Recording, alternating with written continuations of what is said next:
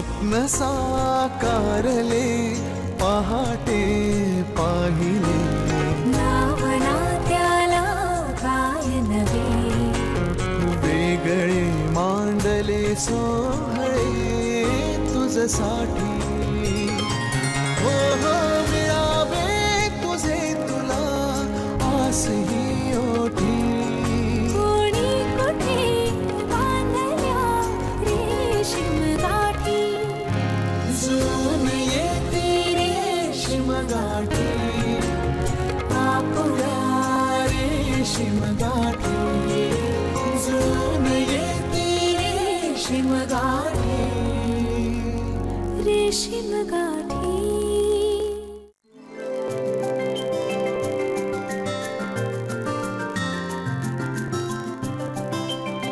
झाली का खरेदी? हो. विशेष काय नाही, मेघनासाठी काही कपडे घेतले, थोडे माझ्यासाठी. हो दाखव दाखव काय घेतलं बघू. इकडे नाही तुमच्या खोलीत जाग आणि दाखव तिला काय ते. इथे पसारा मांडायचा नाही. आता अमित आणि नाना येतील, त्यांच्यासमोर गोंधळ घालायचं सगळा. वा चल चल जाऊ दे चल तुझ्याच रूम मध्ये बघू. चल चल चल. आणि काय काय आणले ग?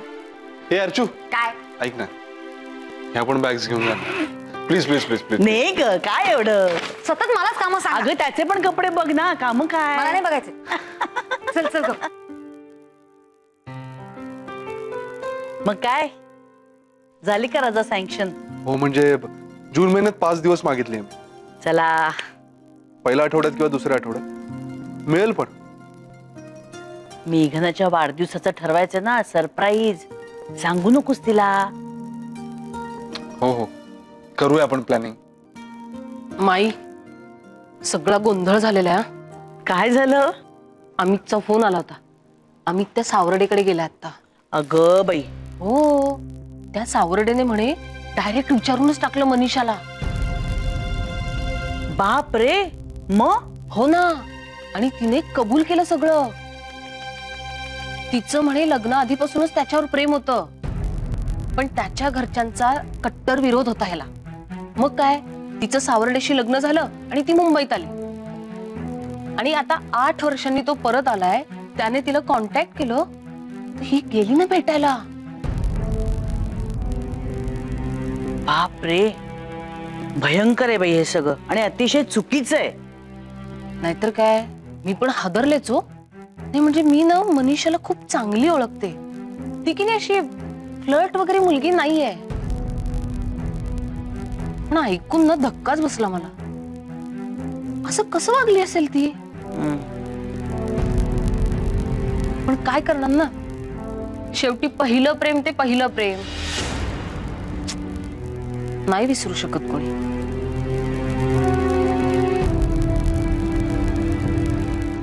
मस्त आहे ना टॉप. आणि स्कर्ट तर म्हणजे एकदमच मस्त आहे. हे तुझ्या नेहमीच्या पॅटर्न पेक्षा एकदम वेगळे. थँक्यू. वाव. तुम्ही ट्राय करणार का ताई? करा हवं तर लगेच. म्हणजे काय करणारच, पण आता नको, नंतर करूयात आपली फॅशन परेड.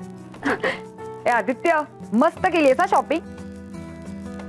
नाही म्हणजे अशी शॉपिंग आपल्या लाडक्या बहिणीसाठी सुद्धा करावी असं नाही वाटत का रे तुला? काय बाय बाय. ठीक आहे मग मी हे तुझे कपडे घेऊन जा. कसा घाबरला एक मुलगा. ठीक आहे ठीक आहे, नाही घेऊन जात तुझ्या बायकोचे कपडे. हे पण तुम्ही मस्त जाऊन या, आणि आलात ना की मग आपण गँगनी शॉपिंग करायला जाऊ. मी, सतीश, तू, मेघना, अमित दादा, विजया. चालेल? हो नक्की जाऊया. बर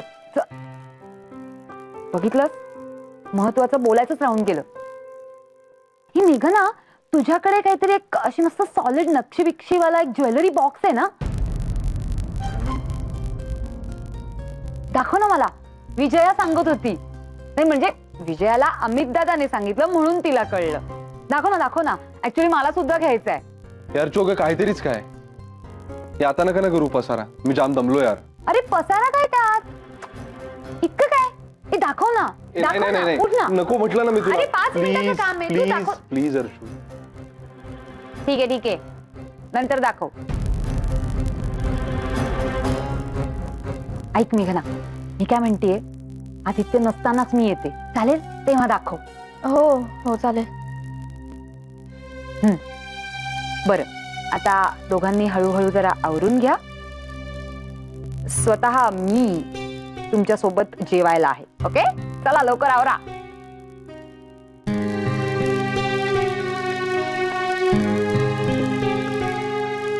गॉड,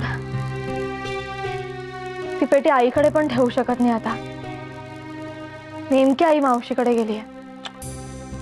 आपल्याकडे दुसरा ज्वेलरी बॉक्स आणण्याखेरीज पर्याय नाहीये. मी एक काम करतो, मी आत्ताच जाऊन घेऊन येतो. अरे पण तू दमलास ना आदित्य. अगं ते मी अर्चूसाठी म्हणालो, घेऊन येतो मी आत्ताच. त्या दोघी जर सकाळी सकाळी तुझ्याकडे आल्या ना तर तुझीच पंचायत होईल. तू एक काम कर, ती पेटी आत कुठेतरी ठेवून दे, मी आलोच.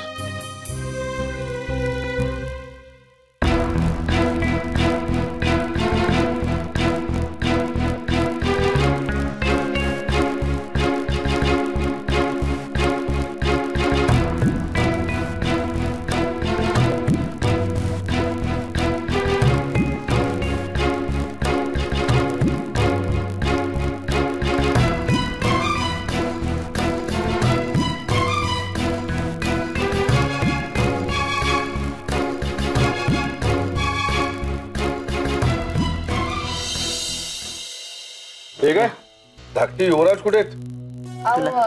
तो जरा बाहेर गेलाय ना. बाहेर गेलाय म्हणजे आता ते मला ना की थकून आलोय, उद्या बघू. मग इतक्या घाईघाईने कुठे गेला? अहो ते आम्ही शॉपिंगला गेलो होतो ना, त्यातलं काहीतरी राहिलं ते आणायला गेलाय. ते काय उद्या मिळालं असतं, आत्ता कशा गेलं तडमडत? अहो नाना, काहीतरी खास असेल काय? जेवायच्या वेळेपर्यंत ये म्हणावं. नाही म्हणजे आपण उठेस तर यायला पाहिजे ना. रात्रीच आपण सगळे एकत्र बसतो जेवायला, दिवसभर आहेतच सगळे डबा बाटला घेऊन फिरत. हो ना, गावोगावी पाण्याचा मात्र दुष्काळ, पण बाटली बंद पाण्याचा मात्र सुकाळ. मग हे पाणी कुठून स्वर्गातून येतं का कोणाच ठाऊक? घोटाळ्यातून नाना, स्वर्गातून नाही. कसला स्वर्ग आणि कसला नरक, कसलं पाप आणि पुण्य, काही कशाला अर्थच राहिलेला नाही. अरे पापपुण्यावरनं आठवलं, अमित दादा तुझ्या त्या सावर्डेचं काय झालं रे? बुडत्याचा पाय खोलात असं म्हणतात ना, तशी अवस्था आहे त्याची. त्याच्या बायकोसाठी इतका हतबल झाला ना तो, की आता फक्त लोटांगण घालायचं बाकी आहे की तू परत ये. परत ये? अरे पण ती त्याच्याच सोबत राहते ना.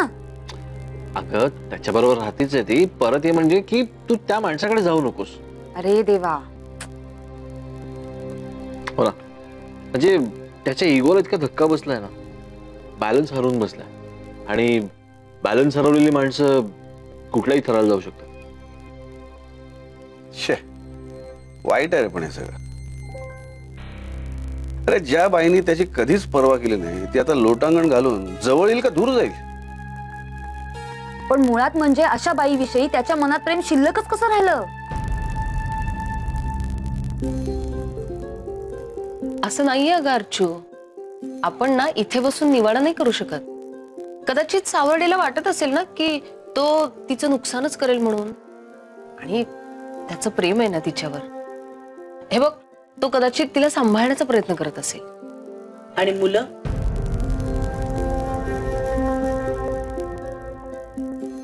त्यांचं काय? त्यांच्यासाठी खचला असेल ना त्याचा जीव, त्यांच्यासाठीच विनवण्या करतच राहता, रागलोभ विसरून, नाही का? अगं पण अशा जुलमाच्या रामरामाला काय अर्थ आहे संजीवनी? आणि आता जरी ती थांबली ना तरी ते प्रेम नाही, ती दयाच, उपकारच.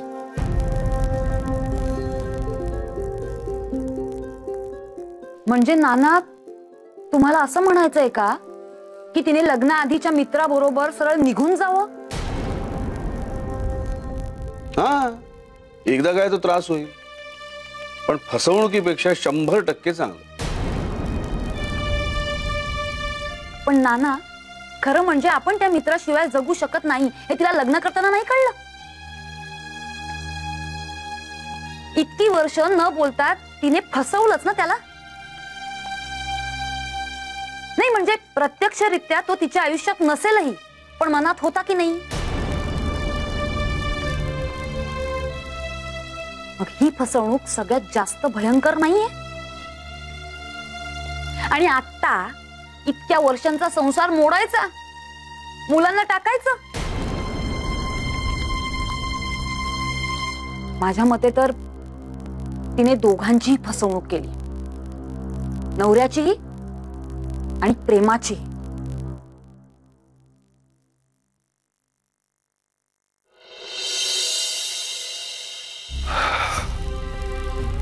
मला खूप भटकावं लागलं का रे? मला तर इतकं टेन्शन आलं होतं ना, सगळे विचारत होते ना. ओ गॉड. मग काय सांगितलंस तू? काय सांगणार? मी म्हंटल की आम्ही शॉपिंगला गेलो होतो ना, तर त्यातलं काहीतरी विसरलं दुकानात, म्हणून तो. अरे यार, शा. एक खोटं बोललं ना की ते लपवायला दुसरं खोटं बोलावंच लागतं.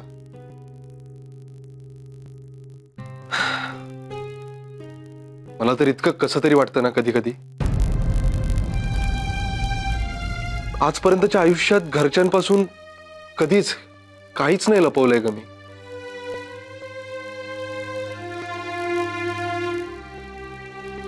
आय नो, पण आता जास्त दिवस नाही खोटं बोलावं लागणार तुला.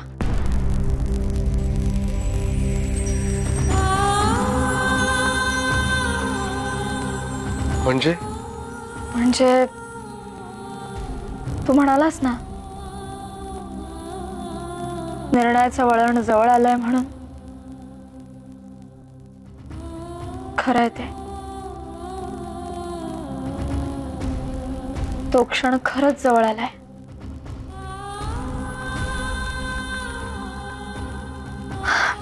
एनिवे, तू फ्रेश होऊन घे, मी जेवायला वाढते.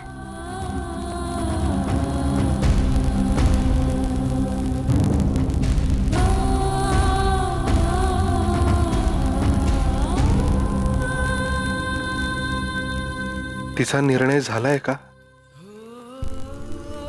मला सोडून जाण्याचा? एकेका एकावना ते भयंकरच आहे रे बाबा. 2 मुलं होईपर्यंत सावर्डेच्या बायकोला अक्कल नव्हती का आली? इतकी वर्ष संसार केल्यानंतर प्रियकराबरोबर जातेच कशी ही? अगं पण कशावरून ती त्या सावर्डे बरोबर सुखी होती? अहो हा, आज सुखी हो उद्या सुखी हो या आशेवर संसार केला त्यांनी आजवर. शेवटी मावळल्या सगळ्या आशा. हे बघ, त्या दोघांचं जगासमोरचं नातं आणि त्या एकमेकांमधलं नातं हे वेगळे असू शकतं ना? नाही नाही, मला हे अजिबात पटत नाही. नाही, मग हे तिने मुलं व्हायच्या अगोदरच ठरवायचं होतं ना, तेव्हाच घटस्फोट घेऊन टाकायचा होता. अचानक तिचा प्रियकर उगवतो आणि हिला साक्षात्कार होतो का? आणि वर तुम्ही म्हणता की तिने तिच्या प्रेमाकडे निघून जावं. मला हे अजिबात पटत नाही. अगं पण नेमक्या सगळ्या आशा मावळत असतानाच ही संधी तिच्या समोर आली, तर तिने तरी काय करावं? मन मारून संसार करावा, त्यापेक्षा तुकडा पाडावा आणि मोकळा श्वास घ्यावा. आणि मग मुलांचं काय? मुलांचं दायित्व आहे की नाही तिच्यावर? मुलांसाठी जर तिने मन मारून संसार केला ना तर तो खोटेपणा, आणि मुलांना खोटेपणा लगेच कळतो. जवळच्या नात्यामध्ये एक वेळ भावनेच्या आरी जाऊन हात उगारलेला चालतो, पण खोटेपणा खूप त्रासदायक ठरतो. पण आजवर मन मारून संसार केल्यामुळे तिच्यामध्ये एक प्रकारची अशी उपकार केल्याची भावना आली असणार. आणि उपकार, दया या गोष्टींना कुठल्याही नात्यामध्ये स्थान असूच नाही असं मला वाटतं. त्यापेक्षा निर्दयी स्वार्थ चांगला. मार्ग मोकळे होतात. नाही नाही, मला नाही असं वाटत. तुम्ही मुलांना जन्म दिलाय म्हणजे त्यांचं नीट पालन पोषण करणं हे तुमचं पहिलं कर्तव्य ठरतं. आणि मुलांसाठी तुम्ही तुमचं सुख बाजूला नाही ठेवू शकत. त्यात खोटेपणा काय आहे? आणि अंतर ठेवून सामंजस्यानं 2 माणसं एका छताखाली नाही का राहू शकत? प्रत्येक गोष्टीला एक काळवेळ असते. आणि एखादी गोष्ट मिळवण्यासाठी दुसरी गोष्ट उद्ध्वस्तच करायला पाहिजे असं थोडंच आहे. आणि त्याला काय अर्थ आहे? आणि जे प्रेम सगळ्यांना सुख देणारं नसेल ते प्रेमच नसतं ना. हो, पण तू माझ्यावर कशाला चिडतेस संजीवनी? तू सावर्डे आणि त्याची ती मनीषा सोडवतील त्यांचा प्रश्न. सुदैवाने आपल्या घरात तरी असली काही परिस्थिती अजून तरी उद्भवलेली नाहीये आणि उद्भवणारही नाही. सारासार विचार आणि तारतम्याचे धडे आपल्या घरात सगळ्यांनीच गिरवले. हो,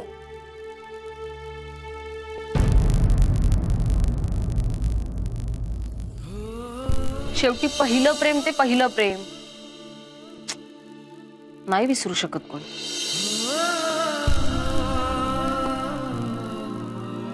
मेघना घरात रोळली आहे, सगळ्यांशी प्रेमाने वागते. आमच्यातही पहिल्यासारखा दुरावा नाही राहिला. पण याचा अर्थ तिचा निर्णय माझ्या बाजूनेच असेल असं का धरून चाललोय मी? ती आठवणींची पेटी तर जपूनच ठेवली होती ना तिने. बाबांचं दडपण आणि लग्न यामुळे ती तेव्हा घाबरली होती. पण आता तिचं मन स्थिर झालंय. आता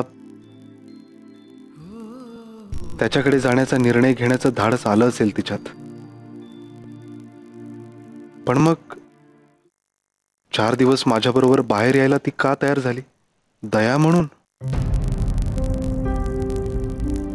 आता जरी ती थांबली ना तरी ते प्रेम नाही, ती दयाच, उपकारच. दया म्हणजे प्रेम नाही असं म्हणाले नाना. खरंच काय अर्थ असतो प्रेमाचा? अदूविषयी जे होतं ते प्रेम,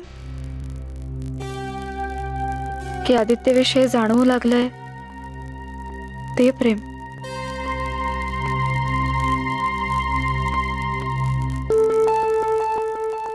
आदित्य म्हणाला, अंतरात्म्याचा कौल घे. काय तो कौल? दया आणि प्रेम यांची सरमिसळ होते का माझ्या मनात?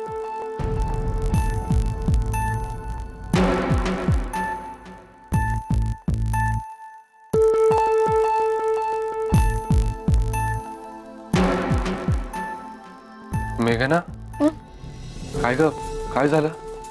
नाही, काय नाही. पाणी प्यायला उठले.